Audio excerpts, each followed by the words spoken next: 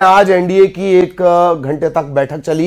इधर कांग्रेस ऑफिस में इंडिया गठबंधन की बैठक चली और यह बैठक भी तकरीबन 2 घंटे तक चली। ये 2 तस्वीरें, एक तरफ एनडीए का मंथन, एक तरफ इंडिया की बैठक। तमाम जो दल हैं अलग अलग गठबंधन के अलाय के वो पहुंचे। एक तरफ एनडीए के मंथन की तस्वीरें सामने आई, दूसरी तरफ इंडिया की बैठक जिसमें सभी पार्टियां पहुंची हुई थी। मंथन हुआ आगे की रणनीति को लेकर।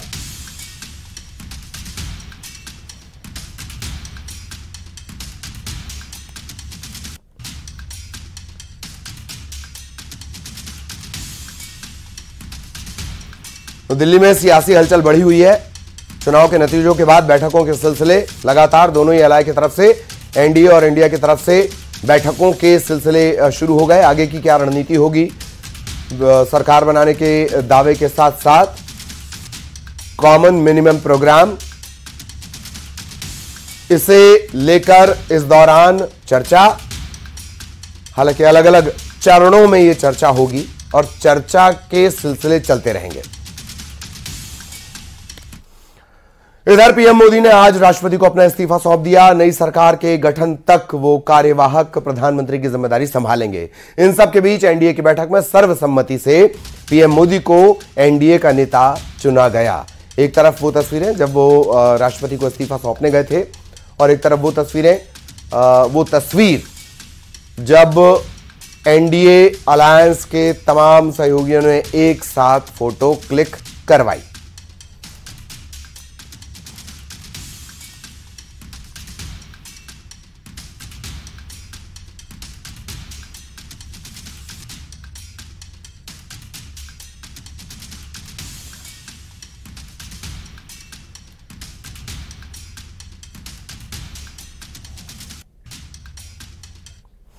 इधर नतीजों के आने के बाद बैठकों के सिलसिले शुरू हो गए। जादुई आंकड़े के बाद एनडीए ने सरकार बनाने की कवायद शुरू कर दी। उधर इंडिया गठबंधन भी अपनी रणनीति पर काम कर रहा है, लेकिन बहुमत का आंकड़ा फिलहाल इंडिया गठबंधन के पास नहीं है। सबका साथ सबका विकास इस मंत्र की जीत है। 140 करोड़ भारतीयों की जीत। देश की जनता का जनाधार एक बार फिर एनडीए सरकार को पूर्ण बहुमत दे चुका है। 2014 में जिस मुकाम पर प्रधानमंत्री नरेंद्र मोदी खड़े थे, 2024 में भी वहीं खड़े हैं। फर्क बस इतना है कि आंकड़े बदल गए हैं। बीजेपी बहुमत के जादुई आंकड़े तक अकेले बेशक न पहुंच पाई हो, लेकिन बहुमत उसके साथ है, क्योंकि एनडीए के पास न सिर्फ 272 का स्पष्ट आंकड़ा है, बल्कि उसके आगे की करीब 25 सीटों पर भी उसका ही कब्जा है। ये भारत के संविधान पर अटूट निष्ठा की जीत है। ये विकसित भारत के प्रण की जीत है। ये सबका साथ सबका विकास इस मंत्र की जीत है। ये 140 करोड़ भारतीयों की जीत है। तीसरी बार सरकार बनाने के लिए मोदी पूरी तरह से प्रतिबद्ध हैं। लेकिन जो शोर विपक्ष में सुनाई दे रहा है, जिस तस्वीर की चर्चा हो रही है, वो ये कि नीतीश कुमार और चंद्रबाबू नायडू क्या करेंगे। अब एनडीए की बैठक के बाद इसकी तस्वीर भी साफ हो चुकी है। नीतीश कुमार ने मोदी को समर्थन पत्र सौंप दिया है। चंद्रबाबू नायडू ने एनडीए को समर्थन दे दिया है। 15 छोटे बड़े दल निर्दलियों का समर्थन बीजेपी को मिल चुका है। नरेंद्र मोदी को एनडीए का नेता चुन लिया गया है। 7 जून को एनडीए सरकार बनाने का दावा किया जा रहा है। साथ ही जिस चेहरे पर अब तक सबसे बड़ा सस्पेंस बना था, अब वही नीतीश कुमार मोदी के साथ हैं। आप तो बनेगी ही,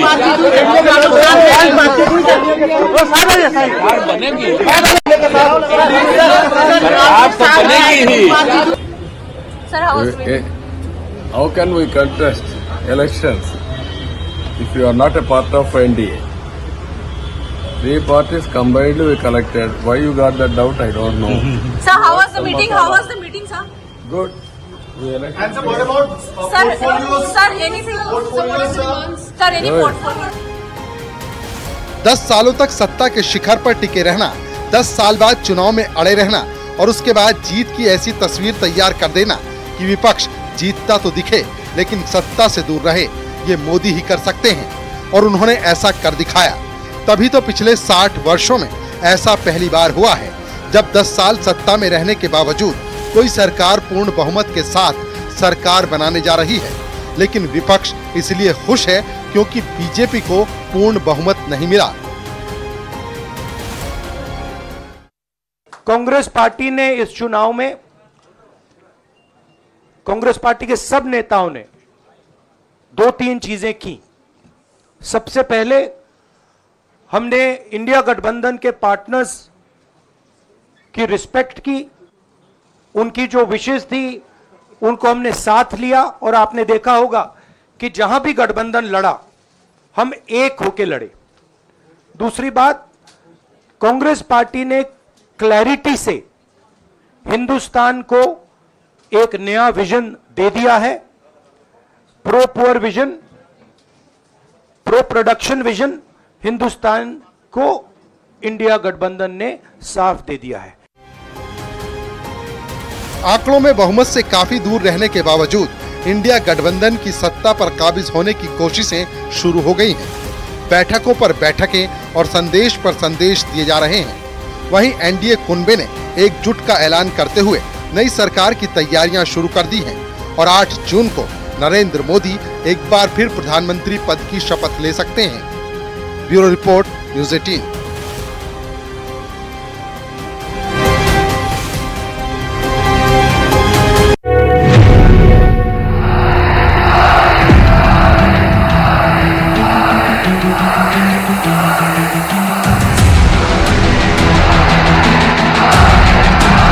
जीत छोटी या बड़ी नहीं होती।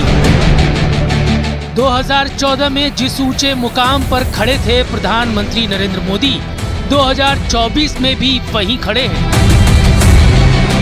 फर्क बस इतना है कि आंकड़े बदल गए हैं। बीजेपी बहुमत के जादुई आंकड़े तक अकेले बेशक नहीं पहुंच रही है, लेकिन बहुमत उसके साथ है, क्योंकि एनडीए के पास न सिर्फ 272 का स्पष्ट आंकड़ा है, बल्कि उसके आगे की करीब 25 सीटों पर भी उसका ही कब्जा है।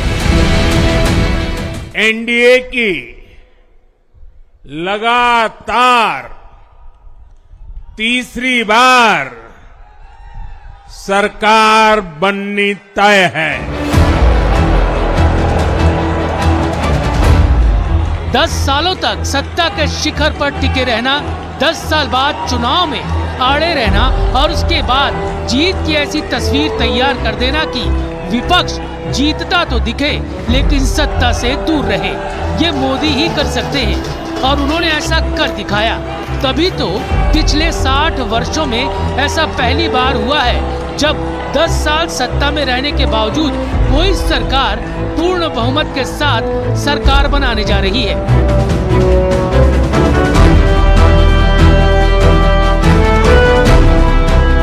1962 के बाद पहली बार कोई सरकार अपने 2 कार्यकाल पूरे करने के बाद तीसरी बार वापस आई है।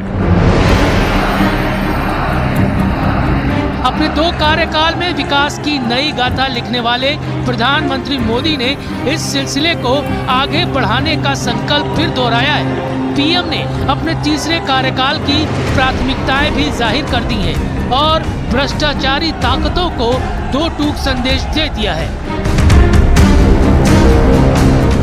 तीसरे कार्यकाल में एनडीए सरकार का बहुत ज्यादा जोर हर तरह के करप्शन को जड़ से उखाड़ फेंकने का होगा। लोकतंत्र का सबसे खूबसूरत पक्ष होता है कि सरकारें बनती हैं, गिरती हैं, कभी पक्ष जीतता है, कभी विपक्ष सत्ता में आता है, लेकिन हर हाल में जनता की जीत होती है, जनादेश की जीत होती है। इन चुनावों में एक तरफ एनडीए 400 पार के नारे के साथ चुनावी मैदान में उतरी और उसे 292 सीट से संतोष करना पड़ा, तो वहीं विपक्ष के 295 के दावे भी हवा में उड़ गए। पूरा इंडिया गठबंधन मिलकर भी सिर्फ बीजेपी के आंकड़े तक भी नहीं पहुंच पाया। हमारे विरोधी एकजुट होकर भी उतनी सीटें नहीं जीत पाए जितनी इस लोकसभा चुनाव में अकेली बीजेपी ने जीती है।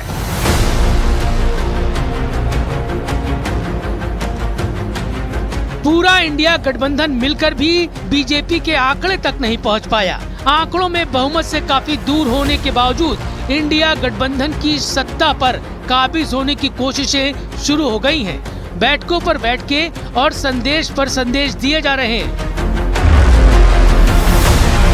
वहीं एनडीए कुनबे ने एकजुटता का ऐलान करते हुए नई सरकार की तैयारियां शुरू कर दी हैं और 8 जून को नरेंद्र मोदी एक बार फिर ले सकते हैं प्रधानमंत्री पद की शपथ।